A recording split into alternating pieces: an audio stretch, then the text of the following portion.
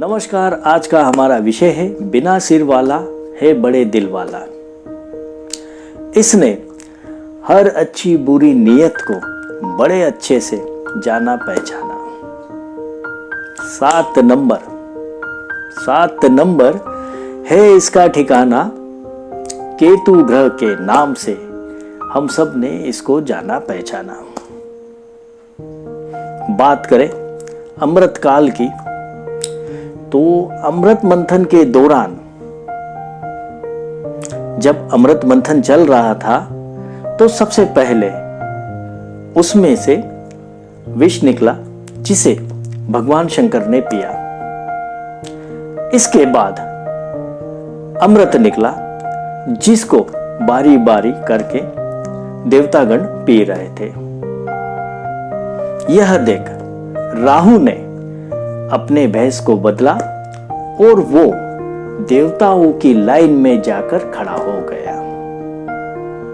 यह देख देवतागण सब घबरा गए और जैसे ही राहु ने अमृत पिया, यह देख भगवान विष्णु क्रोध में आ गए। उन्होंने अपना चक्र निकाला और राहु का सर धड़ से अलग कर डाला। इस प्रकार केतु का जन्म हुआ। हमारे 9 ग्रह के अंदर 7वें नंबर का जो स्थान है वो केतु ग्रह का होता है और जिनका जन्म 7 तारीख, 16 तारीख, 25 तारीख को होता है वे सभी 7 नंबर से रूल होते हैं। यदि आपका जन्म 7 तारीख, 16 तारीख या 25 तारीख को हुआ है तो ये मान लीजिए कि आप एक दिलदार सज्जन हैं। लेकिन अगर आपका साथ 7 तारीख वाले के साथ है तो समझिए आप एक दिलदार व्यक्ति के साथ है। की अगर बात चल रही है तो हम बात करेंगे 7 नंबर की 9 ऊर्जाओं के बारे में। प्रथम में अगर हम बात करें तो प्रारंभ ऊर्जा की बात करेंगे। प्रारंभ ऊर्जा में 7 नंबर वालों का जो स्वभाव होता है वो इस प्रकार होता है कि वो अपने सभी मिलने जुलने वाले रिश्तेदार या सगे संबंधित को एक फूल की तरह समझते हैं। इसके पीछे उनका जो इंटेंशन होता है वो यह होता है कि वह सभी फूलों को एक माला के अंदर जोड़कर रखे। कहने का अर्थ मेरा यह है कि 7 नंबर वाले हमेशा रिश्तों को जोड़ने में यकीन रखते हैं, साथ में रहने में यकीन रखते हैं, साथ में चलने में यकीन रखते हैं। इसलिए तो मैं कहता हूं 7 नंबर का साथ मतलब दिलदार का साथ। अब बात करते हैं मंथन ऊर्जा की। मंथन ऊर्जा के बारे में अगर मैं बात करूं तो इनका जो सोचने और समझने का तरीका होता है वो बहुत ही अच्छा तरीका होता है। यह लोग नीति, नियम और नियत को परखने में सबसे आगे होते हैं। यह तीनों चीज इन्हें वरदान के रूप में मिली होती है क्योंकि इनकी नीति भी बड़ी सरल होती है, नियत भी बड़ी साफ होती है और नियम भी बड़े साधारण होते हैं। विकल्प ऊर्जा में इनकी गाथा, विश्वास की गाथा कुछ इस प्रकार से है। यदि इनको किसी का काम, व्यवहार या बातचीत समझ में नहीं आ रही है तो यह क्या करते हैं, अपने दिल के दरवाजे पर लगे ताले को लॉक कर देते हैं और उससे दूरी बना लेते हैं। और उससे फ्यूचर में अगर कोई आमना सामना भी होता है तो वो इस प्रकार से करते हैं, हाय, हेलो, हाउ आर यू, कैसे हैं, क्या हो, अच्छे हो तो ठीक है, बुरे हो तो ठीक है, कोई बात नहीं, कोई फर्क नहीं पड़ता। लेकिन अगर इनको किसी पर विश्वास हो जाता है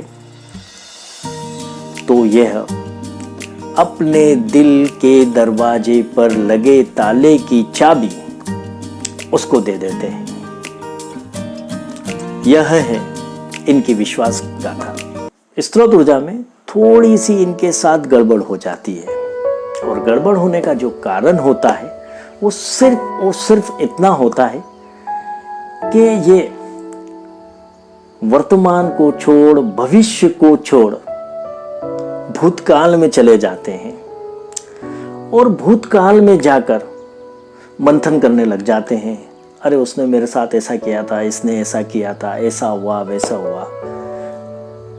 जिसको जो करना था कर लिया।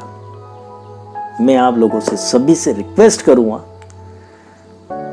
यदि आप नेगेटिव एनर्जी के प्रभाव में आए और आपके साथ में अगर कुछ गलत हुआ हो तो आप उसको तत्काल तरीके से भूल जाइए, क्योंकि आप एक बहुत अच्छे, इनोसेंट और डेडिकेट पर्सन हो। आपकी भावनात्मक ऊर्जा का आपके अपनों को आवश्यकता है, इसलिए भूतकाल को छोड़ो, प्रेजेंट में आओ और भविष्य की प्लानिंग करो। आपसे बेहतर भविष्य को कोई और नहीं देख सकता, क्योंकि आप लोगों का जो सिक्स सेंस होता है वो बहुत ही बढ़िया होता है, और ये एक दिव्य शक्ति है जानने की, पहचानने की। आप किसी भी चीज को बहुत जल्दी समझ जाते हैं, क्या सही है क्या गलत है, इन बातों को आप बहुत जल्दी से समझ। ऊर्जा में आपकी भूमिका भौतिक, बहुक और समर्पण भावना की होती है। भावनात्मक जब आप सोचते हैं तो यह सोच आपके माता पिता, भाई बहन और इन लोगों के लिए होती है। इन लोगों के लिए आप बहुत ही भावुक और इनोसेंट रोल में रहते हैं। बात करें समर्पण की, तो समर्पण भाव जो आपका होता है आपके सगे संबंधित और मिलने जुलने वालों के लिए होता है। यदि इनको आपकी ज़रूरत पड़ती है तो आप बड़े ही समर्पित भाव से इनके साथ खड़े होते हैं। इनको जो भी मदद लगती है आप वो मदद करते हैं, और यही आपका एक अच्छा कर्म योग है। धर्मराज ऊर्जा में आपके जो भी कार्य होते हैं वह सभी कार्य दिल से जुड़े होते हैं। यदि आप राजनीति कर रहे हैं या सामाजिक कार्य कर रहे हैं तो बहुत ही सेवा भाव से करेंगे। यदि आप व्यापार कर रहे हैं और कोई व्यक्ति अगर आपसे आके प्यार से अगर कह दे कि 2 पैसे कम कर लो तो आप वो भी मान लेंगे। यदि आप कहीं जॉब कर रहे हैं और कोई व्यक्ति अगर आपसे आके अपनी समस्या बता दे कि मैं बहुत परेशान हूँ, समय पर काम नहीं हो पा रहा है, ये दिक्कत आ रही है, वो दिक्कत आ रही है, तो आप बिना टाले टालम टोल किए उसका काम फटाक से कर देंगे।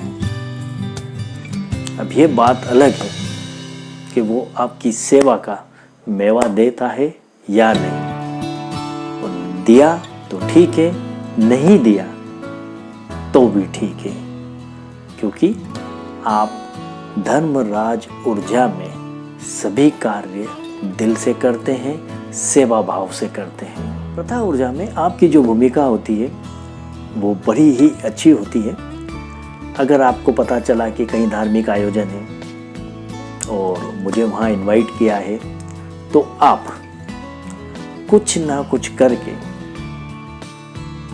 समय निकालेंगे और उस धार्मिक आयोजन में शामिल हो जाएंगे। भक्ति भाव और सेवा में आप हमेशा आगे रहते हैं। और दूसरी बात करें भावनात्मक रिश्तों में, आप को अगर किसी ने यह बोला कि आपको ये करना है, आप ना नकुद नहीं करेंगे, वो काम कर देंगे, सामने वाले का दिल रख लेंगे, उसके मन के हिसाब से काम कर लेंगे। यानी आपकी एक आदत है कि जब आप प्रथा ऊर्जा से प्रभावित होते हैं तो अपनी वाली नहीं चलाते हैं, सामने वाले की भी बात सुन लेते हैं। ऊर्जा जो होती है वो हमारी लाइफ लाइन से जुड़ी होती है। इसके अंदर हम कई फैसले लेते हैं। इसके अंदर हमारा करियर हो सकता है, हमारा बिजनेस हो सकता है, या हमारी सामाजिक दृष्टिकोण हो सकती है। तो इस प्रकार के अगर हम कोई भी काम करते हैं तो इन कामों को करने से पहले सलाह जरूर लेना चाहिए। यदि अगर आप सलाह लेना चाहते हैं तो मैं आपको बोलूँगा, आपके लिए जो अच्छे सलाहकार हैं वो है 1 नंबर, 4 नंबर, 5 नंबर। 1 नंबर अनुशासन सिखाता है, 4 नंबर प्रॉब्लम्स का सॉल्यूशन बताता है, 5 नंबर बिगड़ते काम को बैलेंस बनाने में आपकी मदद करता है। अनंत ऊर्जाओं की बात करें तो सिर्फ इतनी बात करेंगे, यदि आपने सकारात्मक कार्य किए हैं तो आपको सकारात्मक फल मिलेगा, और यदि आपने नकारात्मक काम किए हैं तो आपको नकारात्मक फल मिलेगा। बात सिर्फ इतनी सी है, जो बोओगे वो काटोगे। इसी के साथ आज का हमारा यह अंक समाप्त होता है। अगले अंक के लिए फिर हम और आप आमने सामने होंगे। और जाने से पहले मैं आप सभी से एक निवेदन करना चाहूँगा कि आप मेरे चैनल को सब्सक्राइब करें, लाइक करें और कमेंट करें। धन्यवाद।